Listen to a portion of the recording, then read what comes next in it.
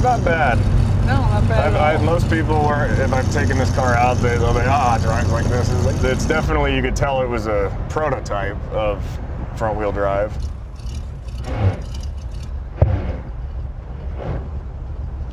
Yeah, there you go.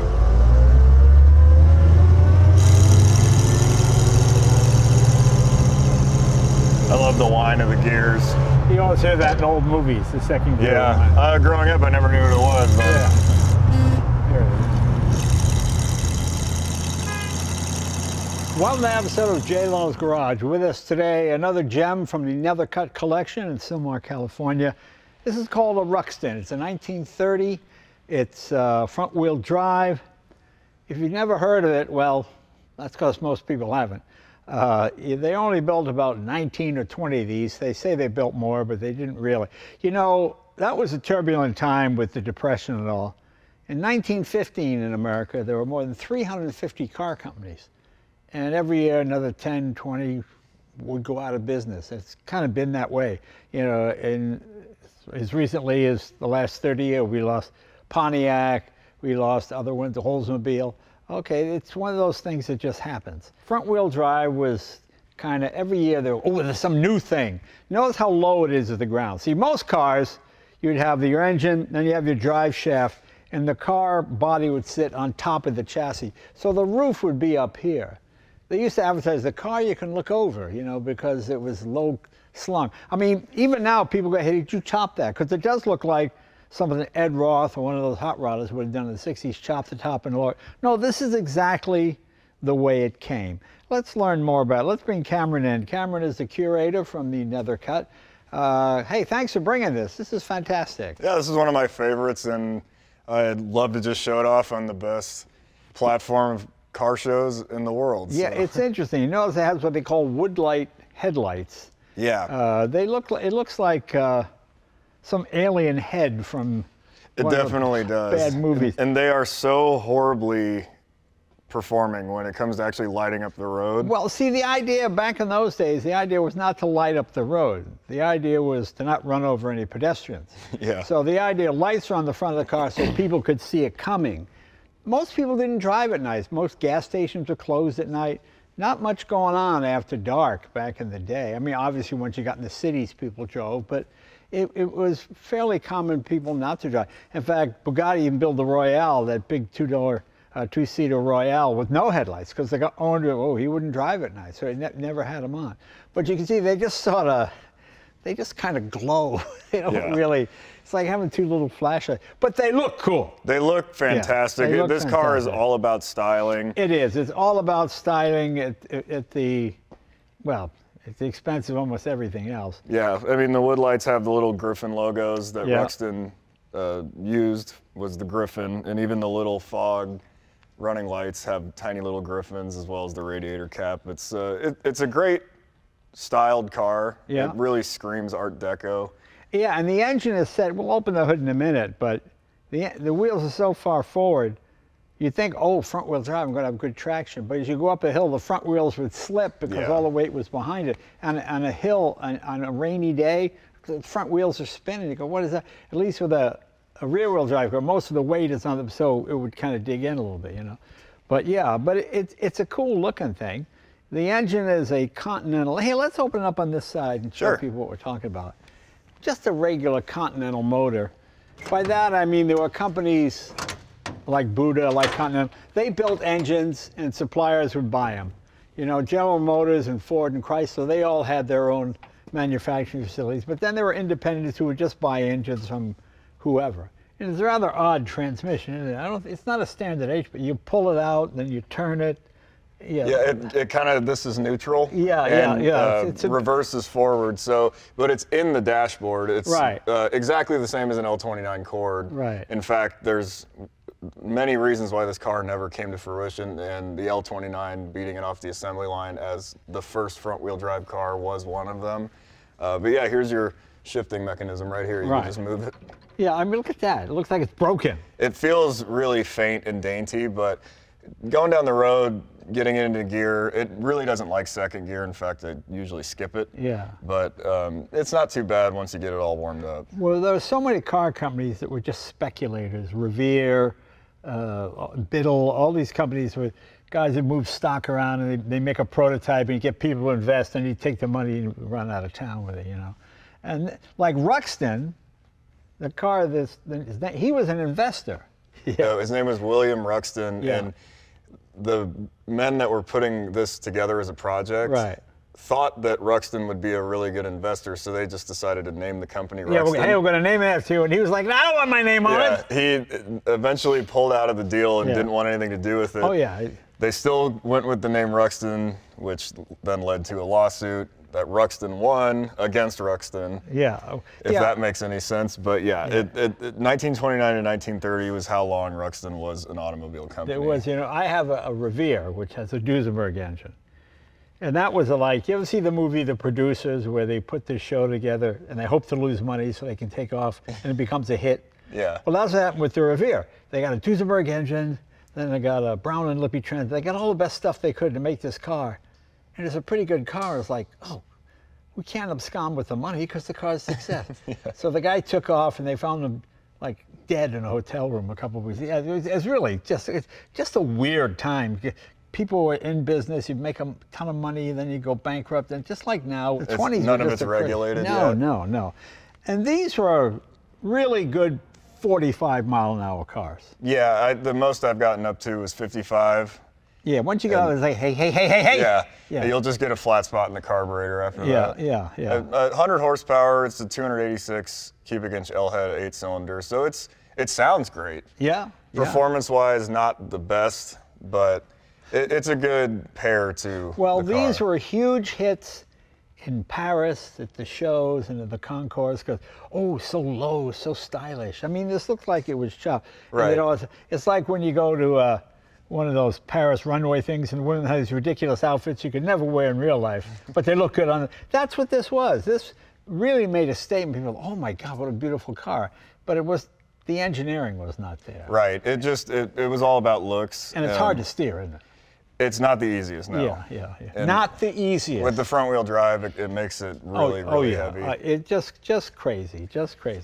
But it's a wonderful piece of Americana, a wonderful piece of history. I love the story behind it, and the number one thing, obviously, that this car really points out is the paint job. And this is, in fact, a factory paint scheme. Right. It was designed by a man named Joseph Urban, and it was. Now that you're standing right next to it, you notice the car's not that tall, like you said, and there's no running boards. It looks like it's chopped. Here's the other part. Any other car, you go like this. You'd have to step on the running board to get in. There was no running board, that was like huge. Oh, wow, that's like a real, you know. Yeah, and so Joseph Urban's design of this multicolored paints, there's blue ones, purple ones, gray ones, brown. We call this the lipstick car, but it was intended to make the car look longer and taller than it actually is, because when you get up close to it, it's really not that big. Yeah, and plus DuPont had here are the big things in the late 30s. Chrome was coming in, and most cars were black, like a Model T, or the heavy gray, like a Harley-Davidson motorcycle. They put them on with a brush. And then DuPont invented these colors during the Depression to kind of bring people out of the Depression. It just cheered people up. It looked, oh, I guess, you see this pull up on a rainy day, and it's like, oh my God, look at this thing. And it really is a good looking car. It was so far advanced of any other car at the time. But like you say, you didn't have to, you could just open the door and get ready, and you have to step up and then step down again. Right. Yeah. Very cool. And the interior is pretty basic. The dashboard's bare bones. The gauges are extremely small, and there's a little rack above it. The really cool thing about the restoration on this car is we got the original fabrics made from the company that made them back then, a company called Schumacher. But when we got the car back in 2003, it was converted to rear-wheel drive. It had a Chrysler engine in it. Oh, wow. So it was pretty extensive to put it all back. But the nicest thing was we had just enough good interior left where we sent it to Schumacher, and they sent back a whole roll of the exact same stuff from the factory back then. You know, I looked at this for 10 minutes before I realized, oh, wait a minute, there's 4 different colors here. Yeah. You know, I don't know why it didn't click in with me when I first saw it. And also the fact you had these tiny gauges, and there's no motometer on the radiator. They used to have a gauge at the top radiator to tell you if your car was overheating. But by 1930, I thought, oh, cars won't overheat anymore. That's ridiculous. Those days are gone forever. Yeah, you're just hilarious. I think they only built like 19 cars. Like a lot of manufacturers, they would move them around and pretend that there were more cars than there were. Sure. And the little Carroll Shelby trick. Yeah, and by 1930, the Depression, you're in the throes of the Depression. It's 29. Nobody had money for something like this, especially an unproven front-wheel drive. What's that? So a Model A was about $570. Yeah. This was $3,195. Right. Yeah. And it was just, and you know, Ruxton claimed to have made 96, and I think that's what they told the bank, so they could get a better bankruptcy. And they always have a great logo, great Art Deco. I mean, just give them kudos for imagination. You can see why people invested in things. It seemed like, oh, this is the next big thing. Yeah, it's the future. Yeah, yeah, but they didn't drive that well. No, not the best. So the hubs actually are a funny story. So we had this car at La Jolla last year, did the 50-mile tour, and it was pretty fun. But a guy about in his mid-40s came up to me. He goes, I grew up in that car. And I was like, so did I. So I guess his dad sold it to JB back in the day. Oh, yeah? And with the hubcaps, the guy was telling me that he had spares so he would feed his cats in the garage with the Ruxton hubcaps. It's funny. Now, JB was your grandfather. Great-grandfather. Great-grandfather, that's right, okay. Yeah, he was, I knew him, he was a good guy. Did you ever know him? I remember him. Yeah, I was 7, so I don't really remember him. And as I said, this is a big Continental flathead motor, nothing special, no high performance, just dependable, reliable. You know, these flatheads had run forever and they didn't leak oil or water. No, really reliable, starts right up every single time. It's just performance-wise, not much. Not much going on. I mean, there. the Duesenberg had the overhead cams and the 4 valves were similar. This was just good basic transportation, you know. And gets the job done. Yeah, people really drove 30 miles an hour. You know, they just kind of went down the road. I mean, it drives you crazy now, but when you're on the 405 freeway, you really. Cause when I take my 1909 Baker Electric, when I would come to work here at NBC, I'd come down and hope there was bumper-to-bumper traffic. The car only went 24 miles an hour. Right. So I get on the freeway. Oh, and I could go the 2 exits. You would put it on the freeway? Oh yeah, but everybody's going 10 miles an hour. If there was traffic, I wouldn't go on the freeway. But always like, oh, great, and I could just plod along and get off 2 exits down the road. Yeah, so very cool. Well, I've got a Accord, which is the front-wheel drive. Same thing as this. Let's see how similar they are. I think the Accord's a little more sophisticated than this. It's a few years later, 36 and 37. So can we take this one for a ride? We can do that. Let's do it. Okay, let's start it.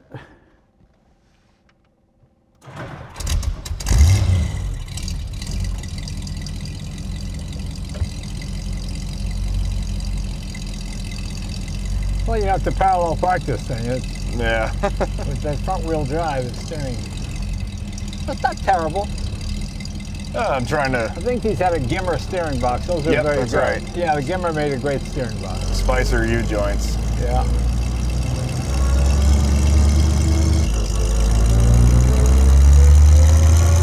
Well, this one drives very nicely. It goes down the road really smooth.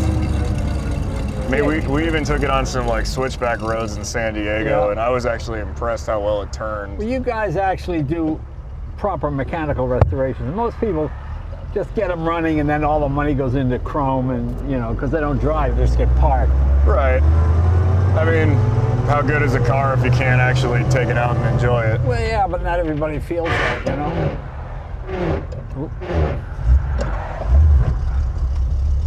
That'll work. Go to third. Sometimes it just doesn't want to go into second. Hey, guys.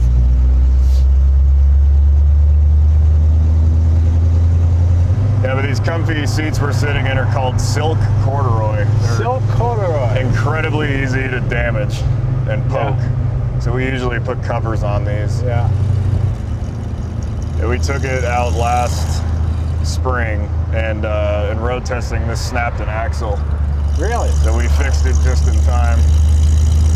How do you snap an axle? I think it just age. Yeah. You know, these old cars, I don't think anybody intended that people would be driving them this many years later. Yeah. Well, you know, it's funny though, but when you bought some cars, it came with a lifetime guarantee because they really thought, oh, this is going to run forever. This thing. Yeah. Yeah, so many times guys get the front end all screwed up and they pull but this is actually very nice. This drives good. It's not bad. No, not bad. Most people, if I've taken this car out, they'll be, it drives like this. It's like, no, it's actually, I mean, I've driven things that are worse. Yeah. It's definitely, you could tell it was a prototype of front wheel drive. It's not the greatest.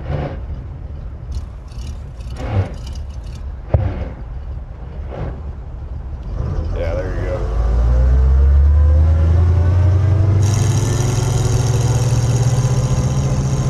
I love the whine of the gears. Yeah. You always hear that in old movies, the second gear. Yeah. Growing up, I never knew what it was, though. Yeah. Here it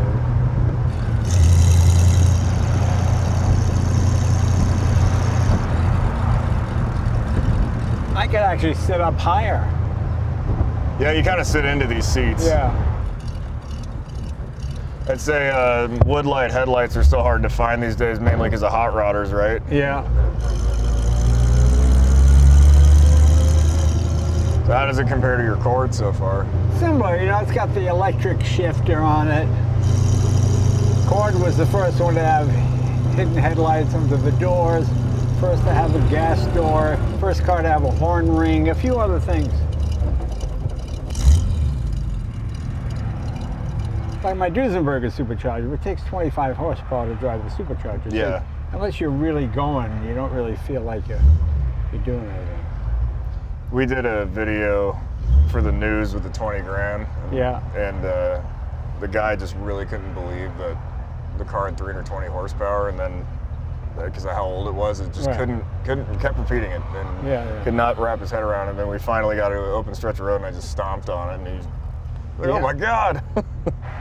So these cars were built in St. Louis, Missouri. Right. One of the other reasons why it didn't do well was it really annoyed Moon and Kissel because they now had to share a production line with another car company.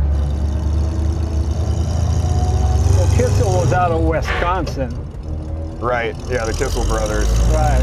But for some reason, St. Louis, Missouri was a powerhouse of car production back in the day. Indianapolis was. Yeah. In fact, at one point, Indianapolis rivaled Detroit. I think it was even better at some point. Yeah.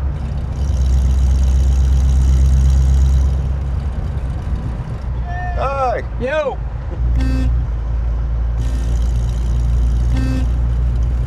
So we got the car in 2003, and the guy who we acquired it from swore that this car was originally owned by Gene Harlow. We weren't able to prove it, but he told me, I know that's Gene Harlow's car because when I got it, there were heel prints in the headliner. Oh, that's so stupid. Harlow died in, what, 37? Yeah, she was young. I don't think this was her car. But there's only 17 or 18 of these existing. Right.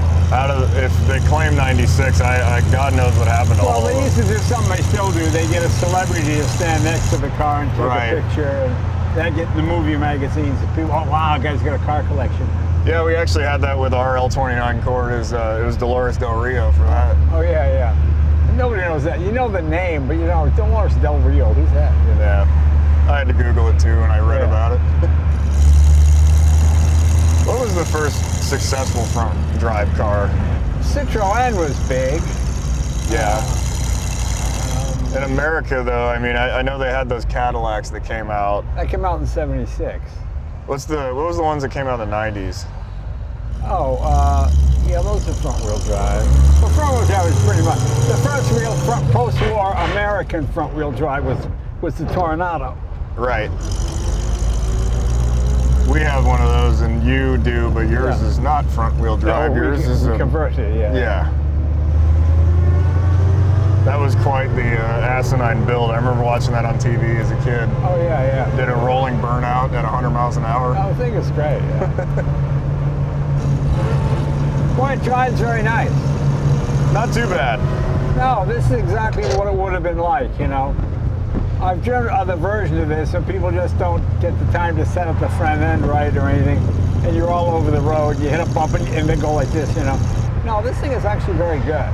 It's still a 45-mile-an-hour car. You Right. go on the freeway with this, I think you'd shake yourself to death.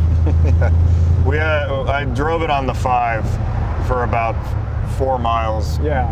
But that was at like 5 in the morning, taking it to a show, so I wasn't scared too much.